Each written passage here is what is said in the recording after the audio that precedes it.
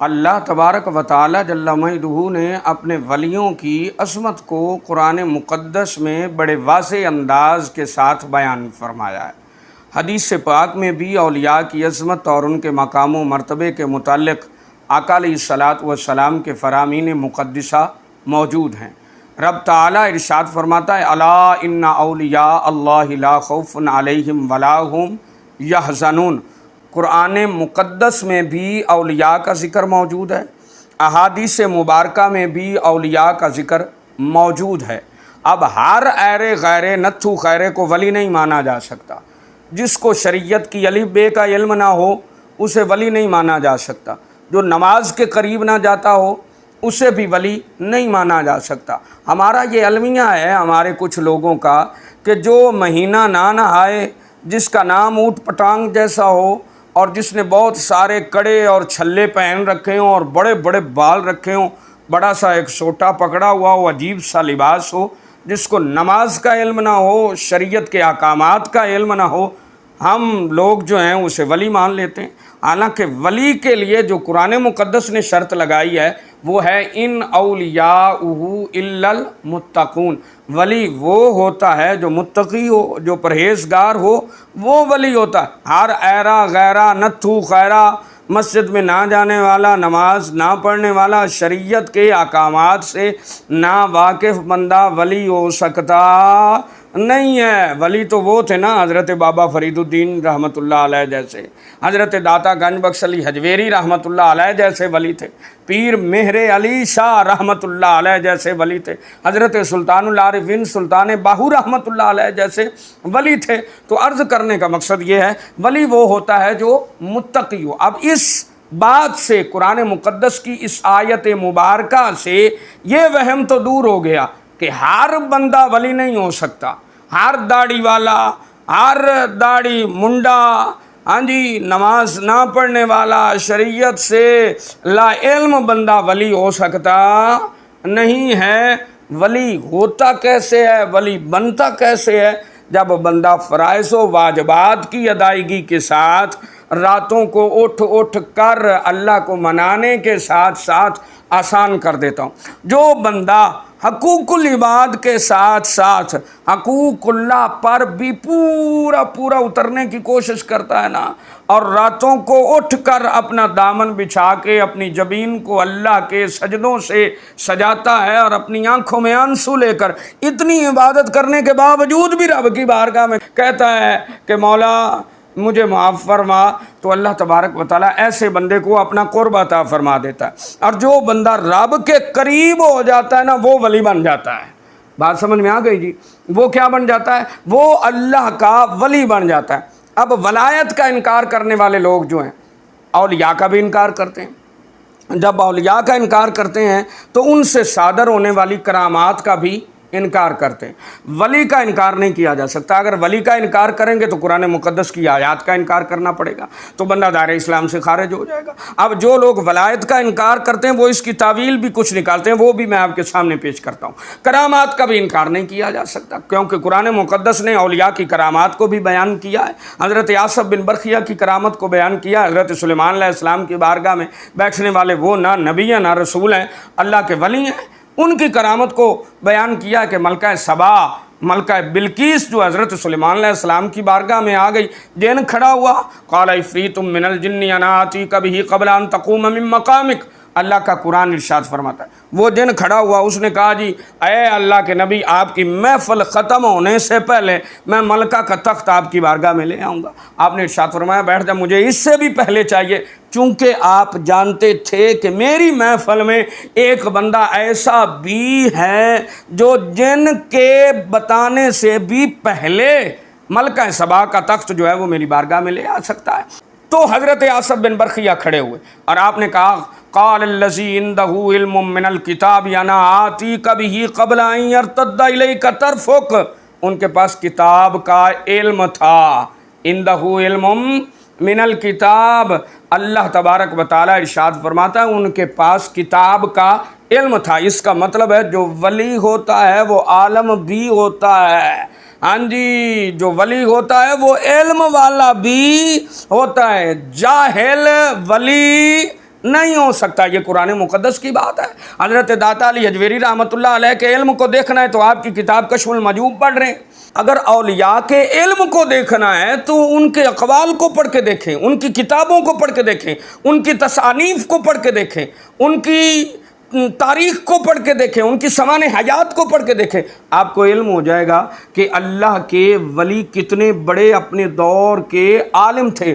حضور محبوب سبحانی قطب ربانی قندیل نورانی الشیخ عبد القادر جیلانی رضی اللہ تعالیٰ عنہ رحمۃ اللہ علیہ پیران پیر دستگیر، آپ سے پوچھا گیا آپ کتب کے مقام پر کیسے فائز ہوئے، یعنی اتنے بڑے آپ اللہ کے ولی ہیں، آپ کیسے بنے؟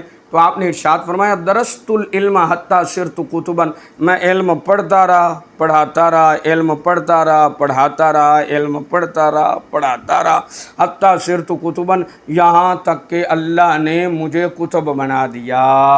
تو جو ولی ہوتا ہے نا وہ عالم بھی ہوتا ہے۔ تو میں عرض کر رہا تھا کرامات کا انکار نہیں کیا جا سکتا۔ حضرت سلیمان علیہ السلام کی بارگاہ میں بیٹھنے والا وہ حضرت آصف بن برخیہ رحمۃ اللہ علیہ، انہوں نے کہا جی مجھے اجازت دے، میں آپ کی پلک جھپکنے سے پہلے ملکہ کا تخت لے آؤں گا۔ بہرحال یہ ہمارا موضوع نہیں ہے حضرت سلیمان علیہ السلام کے متعلق، لیکن بات یہ بتانا چاہتا ہوں وہ اللہ کے نبی کی بارگاہ میں بیٹھنے والا وہ نبی بھی نہیں ہے، رسول بھی نہیں ہے۔ اگر نبی اور رسول نہیں ہے تو ولی تو پکا ہے نا جی، ہاں جی۔ تو اس نے حضرت سلیمان علیہ السلام کی پلک جھپکنے سے پہلے ملکہ سبا بلقیس کا تخت حضرت سلیمان علیہ السلام کی بارگاہ میں لا کے رکھ دیا۔ یہ تو ایک اشارہ تھا۔ اصحاب کہف کا واقعہ ہے، ان کی کرامت کا ذکر ہے۔ حضرت بی بی مریم پاک سلام اللہ علیہا، ان کی کرامت کا ذکر ہے۔ جب وہ بیت المقدس کے ساتھ ایک کمرہ میں رہتی تھی تو آپ کے پاس بے موسم پھل آ جایا کرتے تھے۔ تو عرض کرنے کا مقصد یہ ہے اولیاء کا بھی انکار نہیں کیا جا سکتا، کیونکہ اولیاء کا ذکر بھی قرآن مقدس میں موجود ہے۔ ان سے صادر ہونے والی کرامات کا انکار بھی نہیں کیا جا سکتا، کیونکہ ان کا ذکر بھی قرآن مقدس میں اور احادیث مبارکہ میں موجود ہے۔ اب جو طبقہ اولیاء کا انکار کرتا ہے یا ان سے صادر ہونے والی کرامات کا انکار کرتا ہے، وہ کیا تعویل کرتا ہے؟ وہ کہتا ہے جی دیکھیں قرآن مقدس میں جو اولیاء کا ذکر آیا ہے نا جی، اس سے مراد حضور صلی اللہ تعالیٰ علیہ وآلہ وسلم کے زمانہ کے اولیاء کرام ہیں، اور ان سے مراد حضرات صحابہ کرام رضوان اللہ علیہ مجمعین اور تابعین اور تبع تابعین، بس اس کے بعد کوئی ولی نہیں آیا، اور کرامات بھی انہی سے صادر ہوئی ہیں۔ اب یہ تعویل کر کے سادہ لوگوں کو گمراہ کرنے کی کوشش کرتے ہیں۔